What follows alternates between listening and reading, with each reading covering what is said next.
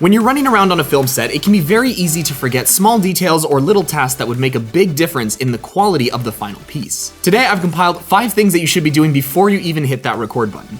These are ordered from most fixable so you can edit it and change a little bit in post, to least fixable where if you don't do these things, you're pretty much going to have to re-record. Number 5 is the white balance. This affects how your camera sees and records the world, more specifically, the colors of your scene. If you go into your camera settings, there hopefully is one for white balance. It will likely have a couple different presets, like cloudy if you're shooting outside, fluorescent if you're indoors, daytime if you're shooting sometime in the afternoon, and likely one for custom as well. You might be able to set the Kelvin temperature, which affects how warm or cool the colors appear, and you should also be able to set it based on an object in your scene, usually a piece of paper, and place it in front of the lens.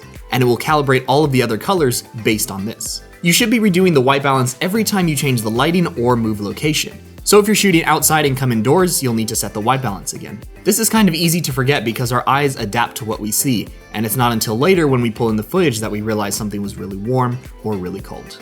If you forget to do this step, don't worry, HitFilm has a white balance effect built in. You can drag this onto your footage and then use the eyedropper tool to tell HitFilm which part of your scene should be white. It will then adjust all of the other colors. Number 4 is to get the correct framing for your shot. This is more applicable if you're filming by yourself, like I am here.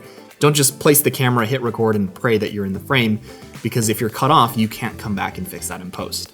Inside of HitFilm, you can use the transform properties to readjust the frame, zoom in, move it around, or rotate it if you need to. But when you're setting up your shot on set, keep in mind where your actor is, where they're going to go if they're moving. Keep in mind concepts like headroom, which is how much space is above your actor's head, nose room, which is if they're facing one direction of the screen, how much room they have there, as well as things like the final aspect ratio. Sometimes we create cinematics here that are in the 2:35 aspect ratio, so they have the black bars on the top and bottom. If you film everything with a full frame 16:9, you're going to have to crop off some of that information, and it might not end up being the framing that you had in mind. Cameras usually have some sort of guidelines in their settings, so you can overlay things like the rule of thirds, a center line, and even the planned aspect ratio itself. Number 3 is to expose your image properly, and this is where we start to get into the less fixable, more you're screwed, you're gonna have to reshoot sort of area. Exposing properly means no clipping, both in the whites and in the blacks. If your camera has the option to display a histogram or maybe zebra lines on pure white, you should be using these things until you learn what they look like.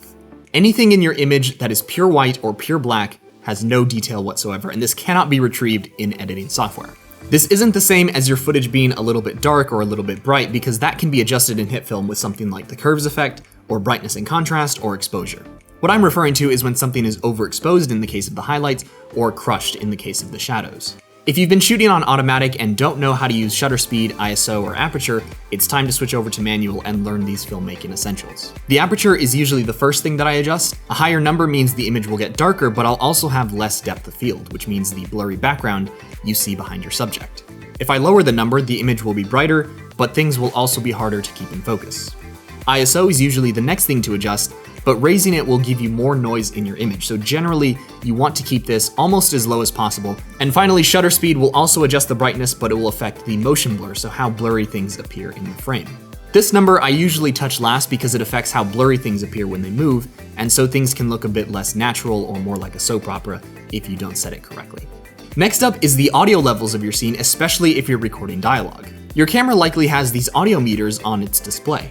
These are measured in decibels, and in the case of audio, you don't want to go above 0. If it does go above 0, it's called clipping, and it's similar to overexposure, where it starts to get a bit distorted and you can't get that detail back after it's been recorded. It's usually marked as red on the camera to tell you not to do this. It depends on the setting, but if it's too high, you'll want to look for something like input volume or gain to lower the volume that is recorded into the camera.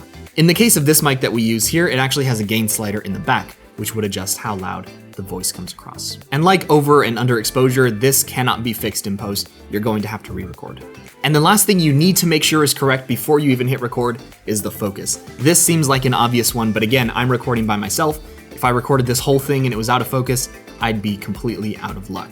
I use manual focus basically 100% of the time. These guys here know that when I'm on set and we're recording something, even after every single take, I'll be just double checking the focus because you cannot fix it in post. You have to get it right. Check in your camera settings for something like focus assist, which will display red lines when something is in focus. Hopefully these tips helped you out. Be sure to subscribe for more filmmaking and visual effects tutorials. And if you have any tips and tricks of your own, feel free to share them in the comments below.